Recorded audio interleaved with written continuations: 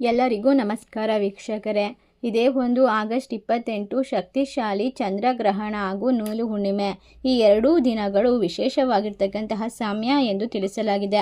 ಎರಡು ಗ್ರಹಣ ಒಂದು ಹುಣ್ಣಿಮೆ ಒಟ್ಟಿಗೆ ಬಂದಾಗ ವಿಶೇಷವಾಗಿ ಆಕಾಶದಲ್ಲಿ ಸೃಷ್ಟಿಯಾಗುವಂತಹ ವಿಭಿನ್ನ ರೀತಿಯ ಗ್ರಹಗಳ ಚಲನೆಯಿಂದಾಗಿ ರಾಶಿಯವರಿಗೆ ಭಾರಿ ಅದೃಷ್ಟ, ಸಂಪತ್ತು ಎಲ್ಲವೂ ಕೂಡ ಹೆಚ್ಚಾಗುತ್ತೆ. ನಿಮ್ಮ ಕನಸುಗಳು ನನಸಾಗುತ್ತೆ. ಐಶ್ವರ್ಯವನ್ನು ಪಡೆದುಕೊಳ್ತೀರಾ, ಧನ ಸಂಪತ್ತನ್ನು ಕಂಡುಕೊಳ್ತೀರಾ. ನಿಮ್ಮ ಜೀವನದಲ್ಲಿ ದೊಡ್ಡ ದೊಡ್ಡ ಬದಲಾವಣೆಗಳು ನಡೆಯೋದಕ್ಕೆ ಶುರುವಾಗುತ್ತೆ. ಈ ರಾಶಿಯವರು ಅಷ್ಟ ಐಶ್ವರ್ಯವನ್ನು ಬರಮಾಡ್ಕೊಳ್ಬೋದು, ನೆಮ್ಮದಿಯ ಜೀವನವನ್ನು ಕಂಡುಕೊಳ್ಬಹುದು. ಒಟ್ಟಾರೆಯಾಗಿ ತಿಳಿಸೋದಾದರೆ ಈ ಒಂದು ವಿಶೇಷವಾದ ಹುಣ್ಣಿಮೆ ಚಂದ್ರಗ್ರಹಣದ ಸಮಯದಲ್ಲಿ ನಿಮ್ಮ ಮನಸ್ಸಿನ ಆಸೆಗಳನ್ನು ಸಂಪೂರ್ಣ ಮಾಡಿಕೊಳ್ಳುವಂತಹ ವಿಶೇಷವಾಗಿರ್ತಕ್ಕಂತಹ ಸಂಪತ್ತನ್ನು ಸೃಷ್ಟಿ ಮಾಡಿಕೊಳ್ಳುವಂತಹ ಸಮಯ. ಆದರೆ ಈ ಸಮಯದಲ್ಲಿ ನೀವು ಒಂದು ಪರಿಹಾರವನ್ನು ಮಾಡಬೇಕಾಗುತ್ತೆ. ಆ ಪರಿಹಾರವನ್ನು ಖಂಡಿತವಾಗಿ ಶ್ರದ್ಧೆ ಭಕ್ತಿಯಿಂದ ಮಾಡಿದ್ದಾದಲ್ಲಿ ನಿಮ್ಮ ಮನೆಗೆ ಲಕ್ಷ್ಮೀ ದೇವಿಯ ಅನುಗ್ರಹ, ಕುಬೇರ ದೇವನ ಆಶೀರ್ವಾದ ಹೆಚ್ಚಿಗೆ ಆಗ್ತಾ ಹೋಗುತ್ತೆ. ಹಾಗಾದರೆ ಆ ಪರಿಹಾರ ಯಾವುದು? ಯಾವ ರಾಶಿಯವರಿಗೆ ಈ ಒಂದು ವಿಶೇಷವಾಗಿರುವ ಚಂದ್ರಗ್ರಹಣದ ಸಮಯದಿಂದ ಮನಸ್ಸಿನಲ್ಲಿರ್ತಕ್ಕಂಥ ಭಯ, ತೊಂದರೆಗಳು ದೂರವಾಗುತ್ತೆ, ಐಶ್ವರ್ಯವನ್ನು ಸಂಪತ್ತನ್ನು ವೃದ್ಧಿ ಮಾಡ್ಕೊಳ್ಬೋದು, ಸಾಲಬಾಧೆಯಿಂದ ಪರಿಹಾರವನ್ನು ಕಂಡುಕೊಳ್ಬೋದು. ಒಟ್ಟಾರೆಯಾಗಿ ಎಲ್ಲ ವಿಶೇಷವಾದ ಮಾಹಿತಿಯನ್ನು ನೋಡ್ತಾ ಹೋಗೋಣ. ಅದಕ್ಕೂ ಮುನ್ನ ನೀವು ಕೂಡ ದೇವರು ಹಾಗೂ ಜ್ಯೋತಿಷ ಶಾಸ್ತ್ರವನ್ನು ನಂಬೋದಾದರೆ ಈಗಲೇ ವಿಡಿಯೋಗೆ ಒಂದು ಲೈಕ್ ಕೊಟ್ಟು ತಪ್ಪದೇ ನಮ್ಮ ಚಾನಲ್ನ ಸಬ್ಸ್ಕ್ರೈಬ್ ಮಾಡಿ, ಹಾಗೆ ಪಕ್ಕದಲ್ಲಿ ಇರುವಂಥ ಬೆಲ್ ಐಕನ್ನ ಪ್ರೆಸ್ ಮಾಡಿ. ಹೌದು ಸ್ನೇಹಿತರೆ, ಈ ರಾಶಿಯವರಿಗೆ ಸಂಪತ್ತಿಗೆ ಒಂದು ವಿಶೇಷವಾಗಿರ್ತಕ್ಕಂಥ ಅಧಿಪತಿ ಆಗಿರುವಂತಹ ಮಹಾಲಕ್ಷ್ಮಿ ಕುಬೇರ ದೇವನ ಆಶೀರ್ವಾದ ನಿಮ್ಮ ಜೀವನದಲ್ಲಿ ಒಂದು ಅದ್ಭುತವನ್ನು ಸೃಷ್ಟಿಸುತ್ತದೆ. ಇಲ್ಲಿಯವರೆಗೆ ಸಾಕಷ್ಟು ಕಷ್ಟ, ದುಃಖ, ನೋವು ಮತ್ತು ಸಾಲಗಳಿಂದ ತುಂಬಿದಂತಹ ಜೀವನದಲ್ಲಿ ಇನ್ನು ಮುಂದೆ ಪರಿಹಾರವನ್ನು ಕಂಡುಕೊಳ್ಬಹುದು. ನಿಮ್ಮ ಮನಸ್ಸಿನ ಆಸೆ ಸಂಪೂರ್ಣವಾಗುತ್ತೆ, ಕನಸುಗಳನ್ನು ನನಸು ಮಾಡ್ಕೊಳ್ತೀರಾ. ನಿಮ್ಮ ಜೀವನದಲ್ಲಿ ಬಹುತೇಕ ಎಲ್ಲ ಸಮಯದಲ್ಲೂ ಕೂಡ ವಿಶೇಷವಾಗಿರ್ತಕ್ಕಂಥ ಲಾಭವನ್ನು ಕಂಡುಕೊಳ್ಬಹುದು. ಹಾಗಾದರೆ ಸ್ನೇಹಿತರೆ, ಇಷ್ಟೆಲ್ಲ ಅದೃಷ್ಟವನ್ನು ಕಂಡುಕೊಳ್ಳುವಂತಹ ಮೊದಲನೇ ರಾಶಿ ಯಾವುದು ಅಂತ ನೋಡೋದಾದ್ರೆ ವಿಶೇಷವಾಗಿರ್ತಕ್ಕಂತಹ ರಾಶಿ ಕುಂಭರಾಶಿ. ಕುಂಭರಾಶಿಯವರ ಜೀವನ ಅದೃಷ್ಟದಿಂದ ತುಂಬಿರುತ್ತೆ, ಕಷ್ಟಗಳಿಂದ ಪರಿಹಾರವಾಗುತ್ತೆ, ಲಾಭದ ಒಂದು ಸಮಯವನ್ನು ಕಂಡುಕೊಳ್ತೀರಾ. ನಿಮ್ಮ ಜೀವನದಲ್ಲಿ ಇನ್ನು ಮುಂದೆ ಬಹುತೇಕ ಆಸೆಗಳನ್ನು ನನಸು ಮಾಡಿಕೊಳ್ಳಬಹುದು. ವಿಶೇಷವಾಗಿ ವಿದೇಶಕ್ಕೆ ಹೋಗುವಂಥ ಅವಕಾಶ ಕೈಬೀಸಿ ಕರೆಯುತ್ತದೆ. ಈ ರಾಶಿ ಚಕ್ರದವರಿಗೆ ಜೀವನದಲ್ಲಿ ಇರ್ತಕ್ಕಂತಹ ಸಮಸ್ಯೆಗಳನ್ನು ಪರಿಹಾರ ಮಾಡಿಕೊಂಡು ಹಣಕಾಸಿನ ಅಭಿವೃದ್ಧಿಯನ್ನು ಕಂಡುಕೊಂಡು ನೆಮ್ಮದಿಯನ್ನು ಬರಮಾಡಿಕೊಡುವಂತಹ ಸಮಯದಲ್ಲಿ ಯಾವ ರೀತಿ ನಿಮ್ಮ ಜೀವನ ಮುಂದುವರಿಯುತ್ತೆ ಅಂತ ನೋಡೋದಾದರೆ ಖಂಡಿತವಾಗಿ ಸ್ನೇಹಿತರೆ, ಈ ರಾಶಿಯವರಿಗೆ ಗ್ರಹಗಳ ಬದಲಾವಣೆ ವಿಶೇಷವಾಗಿರ್ತಕ್ಕಂಥ ನಿರ್ದಿಷ್ಟವಾದ ರಾಶಿಗಳ ಮೇಲೆ ಧನಾತ್ಮಕವಾದ ಪ್ರಭಾವವನ್ನು ಬೀರುತ್ತದೆ. ಈ ಶುಭ ಬದಲಾವಣೆಯಿಂದ ಇವರಿಗೆ ವೃತ್ತಿ, ಆರ್ಥಿಕ ಮತ್ತು ಕೌಟುಂಬಿಕ ಜೀವನದಲ್ಲಿ ಶುಭ ಫಲಗಳು ಪ್ರಾಪ್ತಿಯಾಗುತ್ತದೆ. ನಿಮ್ಮ ಜೀವನದಲ್ಲಿ ಇರ್ತಕ್ಕಂತಹ ಸಮಸ್ಯೆಗಳು ದೂರವಾಗುತ್ತೆ. ಒಟ್ಟಾರೆಯಾಗಿ ಹಣಕಾಸಿನ ಅದೃಷ್ಟವನ್ನು ಬರಮಾಡ್ಕೊಳ್ತೀರಾ. ನಿಮ್ಮ ಜೀವನದಲ್ಲಿ ಇನ್ನು ಮುಂದೆ ಹೊಸತನದಿಂದ ಸೃಷ್ಟಿಸುವಂತಹ ಸಮಯ. ಆರ್ಥಿಕವಾದ ಪರಿಸ್ಥಿತಿ ಸುಧಾರಿಸುತ್ತೆ. ಸಂಬಳದಲ್ಲಿ ಏರಿಕೆ, ಆದಾಯದ ಮೂಲಗಳು ಹೆಚ್ಚಳ, ಕೆಲಸ ಮಾಡುವಂತಹ ಸ್ಥಳದಲ್ಲಿ ಗೌರವ, ಪರಿಶ್ರಮಕ್ಕೆ ತಕ್ಕ ಪ್ರತಿಫಲ ಸಿಗುತ್ತದೆ. ಮುಂದಿನ ರಾಶಿ ಮೀನರಾಶಿ. ಮೀನರಾಶಿಯವರಿಗೆ ಮೇಲಾಧಿಕಾರಿಗಳೊಂದಿಗೆ ಉತ್ತಮ ಸಂಬಂಧ ಮತ್ತು ಪ್ರಶಂಸೆ ಪಡೆದುಕೊಳ್ಳುವ ಸಮಯ. ಈ ಒಂದು ಹುಣ್ಣಿಮೆಯ ಪ್ರಭಾವ ನಿಮ್ಮ ಜೀವನದಲ್ಲಿ ನೀವು ತೆಗೆದುಕೊಳ್ಳುವ ತೀರ್ಮಾನಕ್ಕೆ ಮೊದಲ ಆದ್ಯತೆಯನ್ನು ಕೊಡುವಂಥದ್ದು. ವ್ಯಾಪಾರಿಗಳಿಗೆ ಹೊಸ ಒಪ್ಪಂದ ಅಥವಾ ಉದ್ಯೋಗ ವಿಸ್ತರಣೆಗಳಲ್ಲಿ ಲಾಭವನ್ನು ಕಂಡುಕೊಳ್ಳುವಂತಹ ಸಮಯ. ಆತ್ಮವಿಶ್ವಾಸ ಹೆಚ್ಚಳವಾಗುತ್ತೆ, ದೃಢವಾದ ನಿರ್ಧಾರ ಮೇಲಾಧಿಕಾರಿಗಳಿಗೆ ತಲುಪಿಸುವಲ್ಲಿ ಯಶಸ್ವಿಯಾಗ್ತೀರಾ. ನಿಮ್ಮ ಜೀವನದಲ್ಲಿ ಇನ್ನು ಮುಂದೆ ಸಂಪತ್ತಿನಿಂದ ತುಂಬಿರ್ತಕ್ಕಂತಹ ಸಮಯ ಅಂತ ಹೇಳಿದ್ರೆ ತಪ್ಪಾಗೋದಿಲ್ಲ. ಉದ್ಯೋಗದಲ್ಲಿ ಬಡ್ತಿ ಜೊತೆಗೆ ಹೊಸ ಅವಕಾಶಗಳು ಸೃಷ್ಟಿ.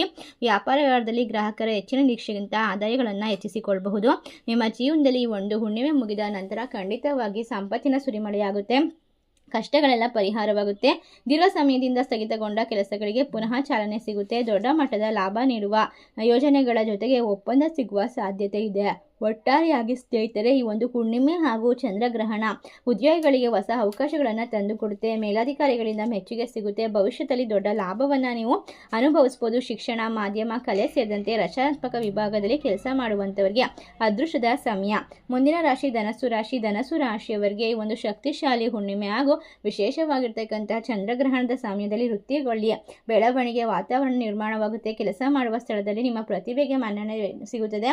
ಹೆಚ್ಚುವರಿ ಜವಾಬ್ದಾರಿ, ಕುಟುಂಬದ ನೆಮ್ಮದಿ, ಬುದ್ಧಿವಂತಿಕೆ, ಸಂವಹನ ಕೌಶಲ್ಯ ಮತ್ತು ನಿರ್ಧಾರ ತೆಗೆದುಕೊಳ್ಳುವ ಸಾಮರ್ಥ್ಯ ಹೆಚ್ಚಾಗುತ್ತೆ. ನಿಮ್ಮ ಅಭಿಪ್ರಾಯಗಳು ಪರಿಣಾಮಕಾರಿಯಾಗಿ ಪ್ರಭಾವ ಬೀರುತ್ತೆ. ವೃತ್ತಿಯಲ್ಲಿ ನೀವು ಪ್ರಗತಿಕರವಾಗಿರುವಂತಹ ಒಂದು ವಿಷಯವನ್ನು ಕಂಡುಕೊಳ್ತೀರಾ.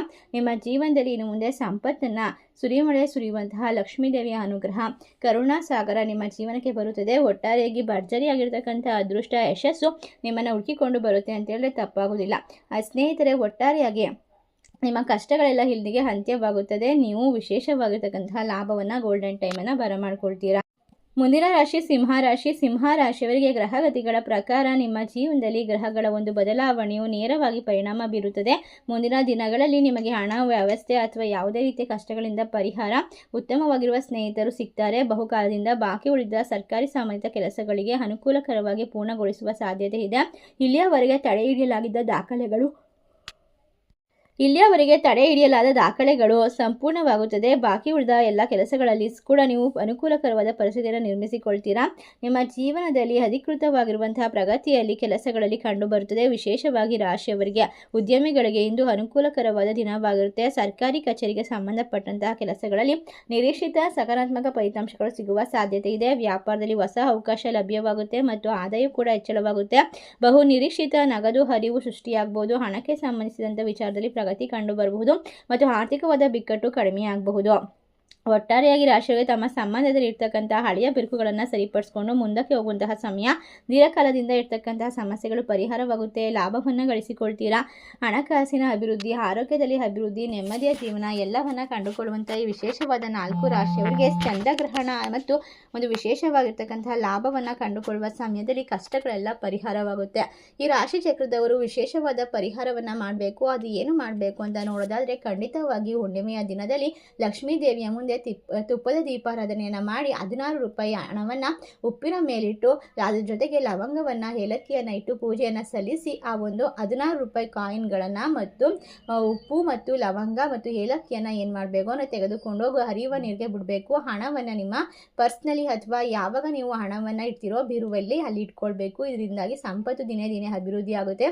ಕಷ್ಟಗಳು ಪರಿಹಾರವಾಗ್ತಾ ಬರುತ್ತೆ. ಈ ಒಂದು ಸಣ್ಣ ಒಂದು ಬದಲಾವಣೆ ನಿಮ್ಮ ಜೀವನಕ್ಕೆ ಒಂದು ವಿಶೇಷವಾಗಿರ್ತಕ್ಕಂಥ ಒಂದು ಹೊಸ ಹುರುಪು, ಶಕ್ತಿ, ಉತ್ಸಾಹ, ಧೈರ್ಯವನ್ನು ತಂದುಕೊಡುತ್ತೆ ಅಂತೇಳಿ ತಪ್ಪಾಗೋದಿಲ್ಲ. ಈ ಮಾಹಿತಿ ನಿಮಗೆಲ್ಲ ಇಷ್ಟವಾಗಿದೆ ನಿಮ್ಮ ಫ್ರೆಂಡ್ಸ್ ಆ್ಯಂಡ್ ಫ್ಯಾಮಿಲಿಗೆ ಶೇರ್ ಮಾಡಿ. ನಮ್ಮ ಚಾನಲ್ಗೆ ಸಬ್ಸ್ಕ್ರೈಬ್ ಮಾಡಿ. ಸರ್ವೇ ಜನ ಸುಖಿನೋ ಭವಂತು. ಧನ್ಯವಾದಗಳು.